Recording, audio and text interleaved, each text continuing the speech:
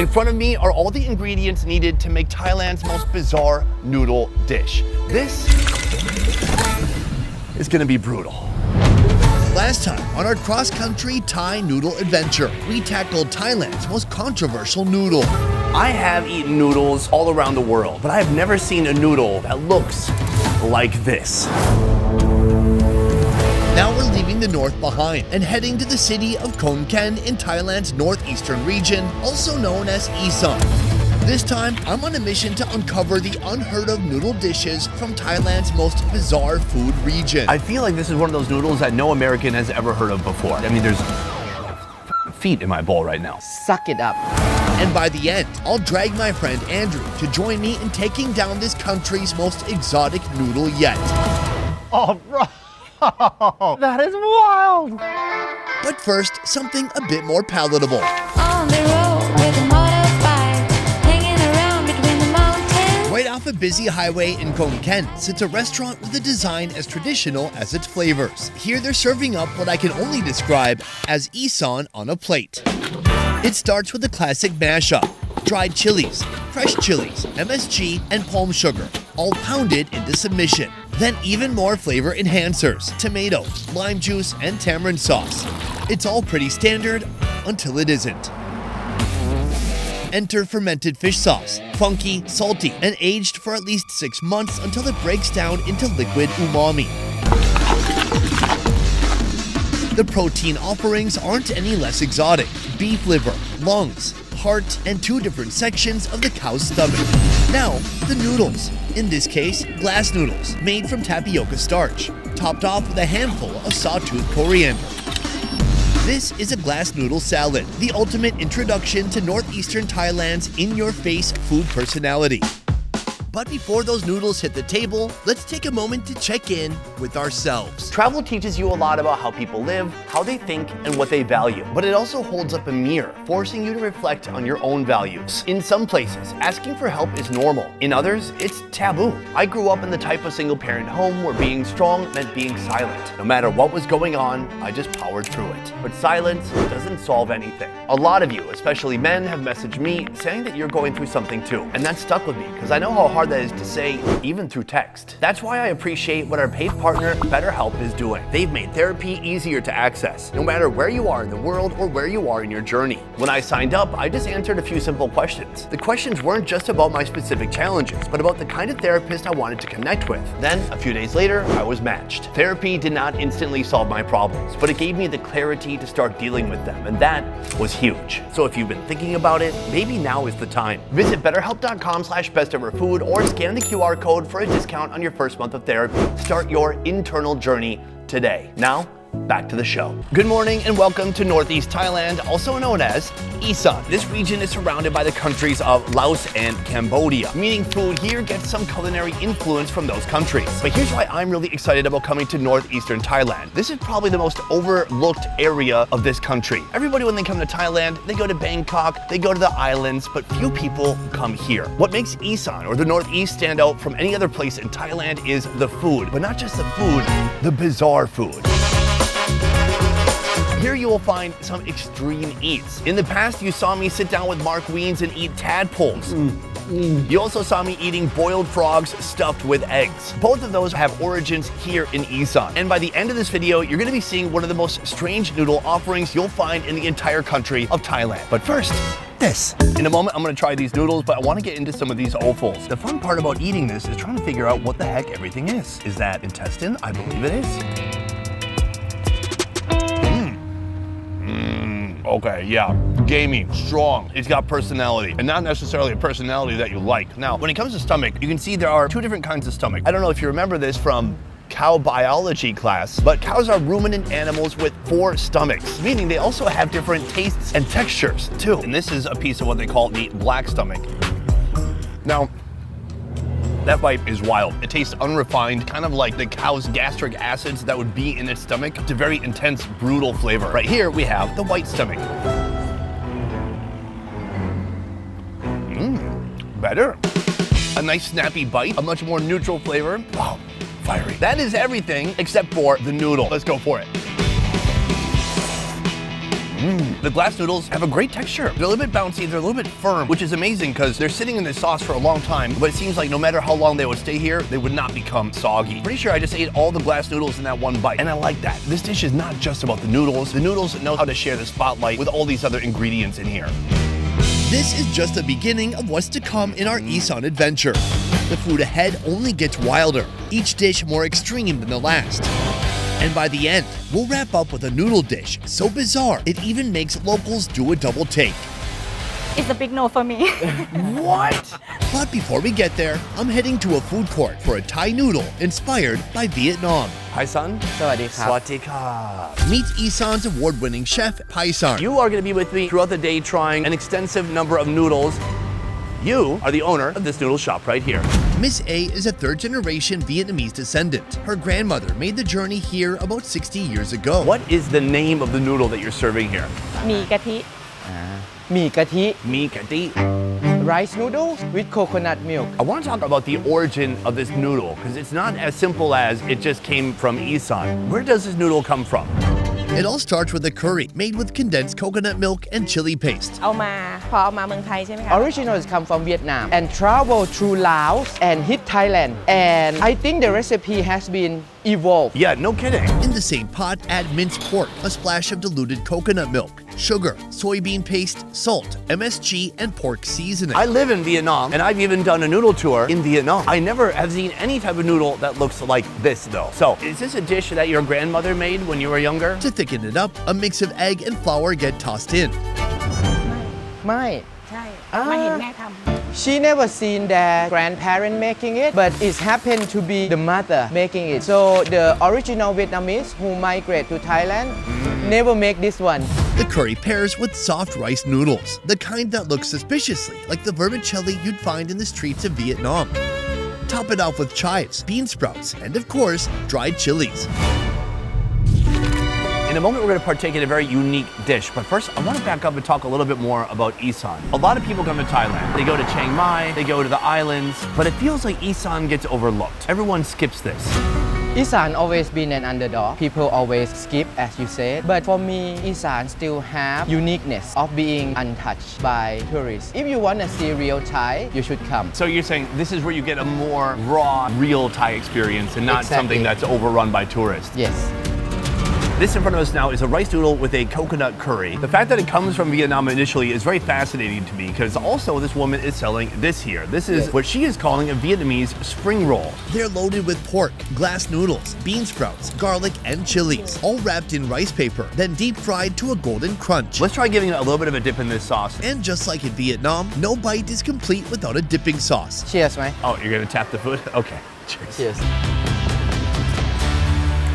Huh, it tastes like bean sprouts. Very sweet. The fried wrapper is nice. So I would say so far, it's very unlike anything I've had in Vietnam. That brings us to our main course, the noodle. good นะ That's good. But, I mean, it tastes distinctly Thai. First of all, there's that coconut paste. Very coconutty, thick, savory. Some spice in there, but not crazy. Especially for Thailand, it's not a crazy amount of spice. It's light, it's refreshing. It's a damn good noodle. That said, not similar to anything in Vietnam whatsoever. become Thai It is just fascinating to see how recipes change depending on where they go. Vietnam to right next door here in Thailand, just in that short journey, something like this has become unrecognizable. This noodle dish is pretty tame compared to what's coming up next. I'm talking about food so intense, over half this country won't go near it. When you look at it, how do you feel? I don't want to try it But before diving into the deep end, I want to understand what makes food in Isan stand apart from the rest of Thailand. What I've seen is some of the more bizarre Thai dishes often are coming from Isan. Why is that? because Isan the land is quite dry people they don't have too much money they eat everything they catch at Isan people they have to be strong to survive in this environment that's also make Isan food very distinctive It's about being resourceful. So if somebody cooking a frog full of eggs and then eating the eggs from the inside of that cooked frog, it's because this is a food of necessity. They don't want to waste. Instead, they find a way to turn something like that and make it delicious. Sure, Isan has dishes that are loved across Thailand, but that's not what I'm here for. I'm digging into the deep cuts, the flavors that scream local, like this noodle dish, only it's not your average bowl. It's fermented, pungent, and completely unforgettable. Swatika.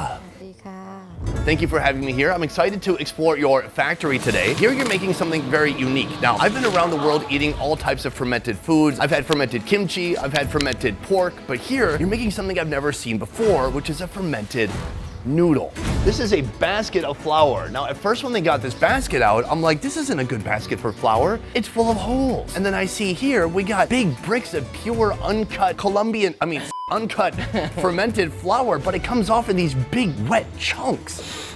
Ooh, it's thick, it's sticky, it's fermented in such a way, like if you give this, I think one more week and I could get drunk off of this. But it does have a little bit of that alcohol smell to it. And this is the base for these fermented noodles.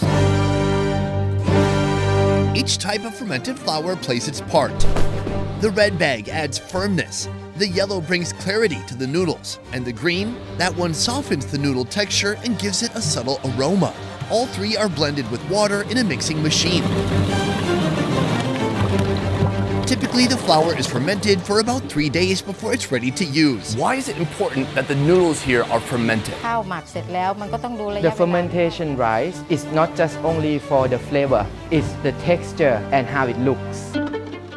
Once mixed, the dough is loaded into a noodle pressing machine. Kind of like a giant shower head. The dough is squeezed through tiny holes into long noodle strands that drop straight into hot water. Still on the same machine, the noodles ride a conveyor belt through a cold water rinse to stop them from overcooking. Then they drop neatly into a bucket. From there, the noodles are rinsed again through 3 separate basins of cool water before the final step. Tearing them into smaller strands and arranging them into baskets ready to hit the market. Every chunk of noodles here has been laid there by hand. Why is that necessary? เราก็ต้องใช้แฮนด์เมด There's no machine to do as such. She hope one day if there is a machine to make the noodle look nice like this, she would buy one. The smell is sour, a little bit more mild than the actual flour itself, maybe because it's been cooked. It feels very similar to a vermicelli rice noodle that you'd find in Vietnam. Oh yeah, it's got a nice texture. It's starchy, but definitely there is a sour note there. What is the value of having that sourness in the noodle versus maybe someone could just add some vinegar to their dish? มันเป็นกลิ่นเฉพาะของแป้งหมัก She said this is the uniqueness of this noodle because vinegar is kind of sharp, sour, but this is very mild. The sourness and the smell come after you chewing it. Oh, interesting. The noodles here are distributed to local vendors and restaurants across the city, and we're headed to one of those restaurants now. Here they serve a dish that's unmistakably Isan. It's not just the fermented noodles, but also chicken blood and chicken feet. The broth for this dish starts with a bold base, kaffir lime leaves boiled with a mix of curry paste and shrimp paste. Then comes the kicker, smoked mackerel blended with water into a thick fishy soup that's poured straight into the pot. Add in fermented fish paste, then welcome in that coagulated blood. As for the chicken feet, they've been simmered for 2 hours with kaffir lime leaves and salt before taking the plunge into the broth. Pork seasoning, MSG, and bouncy fish balls also join the mix. Finish it off with fresh chilies and green onions. Toss all that over a bed of fermented noodles and you've got this. Chicken feet, fish balls, chicken blood, and a rich, funky broth that throws every punch Isan cuisine has to offer right in one bowl. First of all, what is this dish called? ขนมจีนน้ำยาป่า Should we try the broth? Yes. Now it should be noted, it's not a hot broth. Usually people have it like lukewarm, not sizzling hot. How about some of this chicken blood? The texture is a little bit like a more firm tofu. When I first started doing the show about 10 years ago, something like that felt very bizarre to me. But now, I like it. I think we should dig into the noodle. I mean, this is the reason we're here.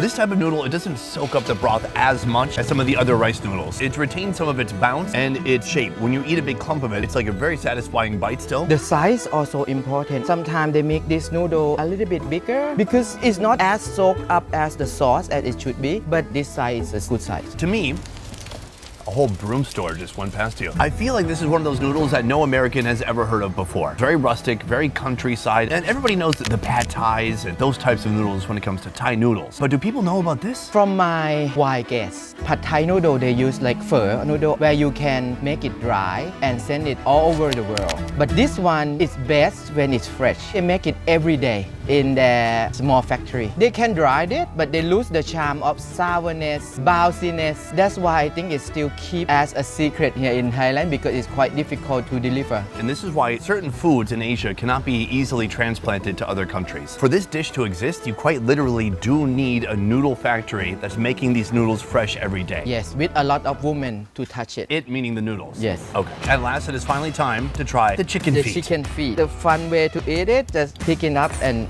suck it up. Show me the way. You seem like a foot-sucking expert. Okay, let's go. I'm gonna watch you. Oh, you put the whole thing in your mouth? I'll try not to make too much eye contact though. Oh, wow, you're like an owl. Basically, you put the whole thing in there, strip off all the meat and the skin, and spit out the bones. Yum, yum. Suck the gelatin out of the bone. Wonderful. Will you become a good kisser after this? Trying to focus, okay? Boom. That's pretty good, huh? See? Same. Nice! That was kind of awesome. It's so soft. You just have to kind of chew it a little bit, swish it around, and you can literally suck the skin off of it, and then all this flavor goes down your throat. Yum, yum. Yum, yum. Diving into this bowl is like diving into Isan and learning about this region of Thailand through your taste buds. But we have one more location to go to. A noodle that includes one of the most extreme ingredients in all of Thailand.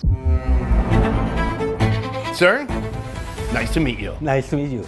Originally from Bangkok, Chef Joe has adopted Isan as his new home. Here he runs a DIY hot pot joint where diners take the reins, cooking up all sorts of proteins in a rich, flavorful hot pot broth paired with noodles. This noodle, you've had it before. I had it before. And did you like it? There's some ingredient I don't particularly like. Like what? Like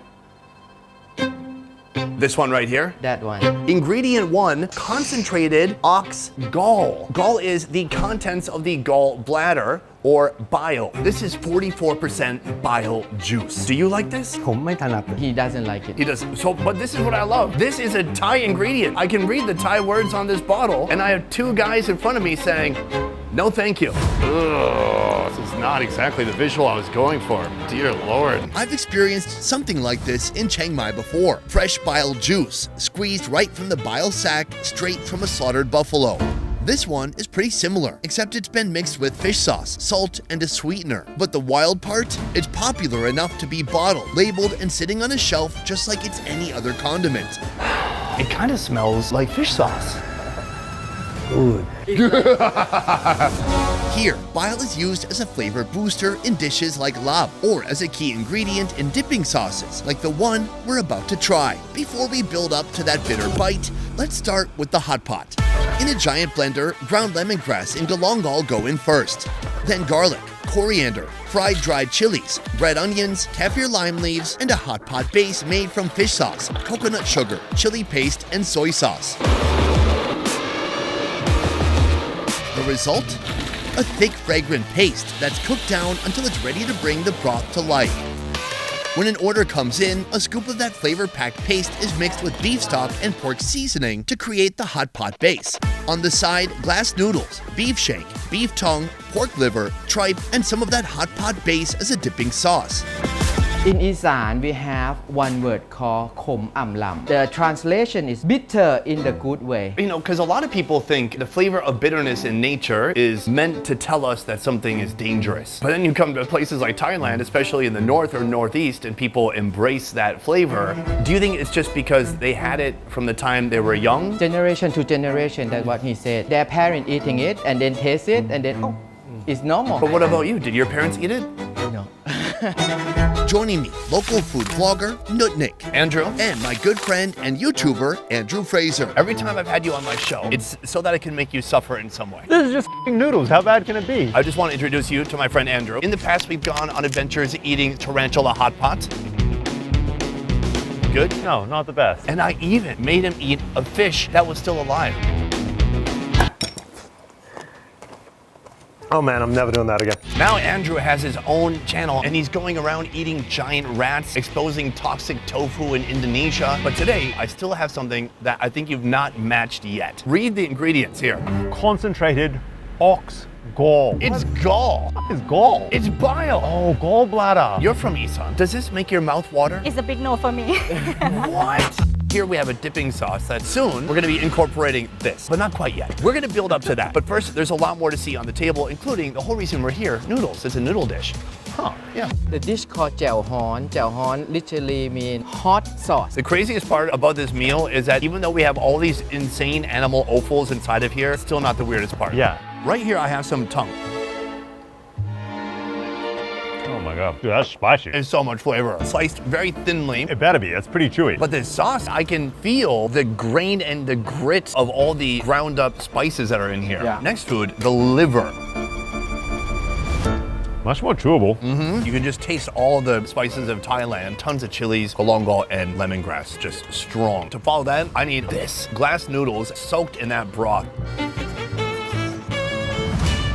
It's just like you eating noodles and the soup at the same time. Yeah, I started this video by having glass noodles, but they were kind of cold or room temperature. But this, it's so hot. It's like the noodles are melting as you're eating them. But I say, let's cover up the flavor of these Thai spices. Yeah, wow. Normally what people would do is they would just put it in here with their dip. That's boring. As a food expert, self-appointed, Dude, are you kidding me? it's important whenever you try a new food to just purely try that one ingredient to really understand that ingredient. Oh, bro. With the fish sauce in there, that is wild. Cheers. Cheers.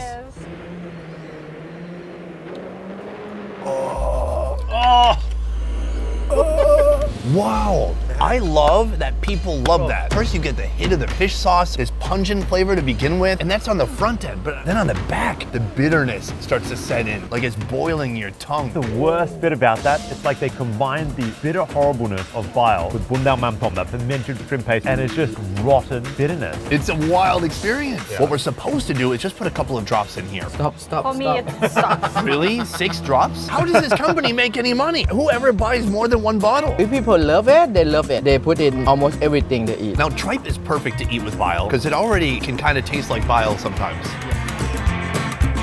Oh man, I am riding a wave right now. This is culinary extreme sports. I can't get past that taste. What are you talking about? The bitterness can work if it's the right ratio. The correct ratio is 0. Final meat, we have that shank The shank. meat. This is a very prized and coveted piece of meat. There's only 1 pound of it in a whole cow.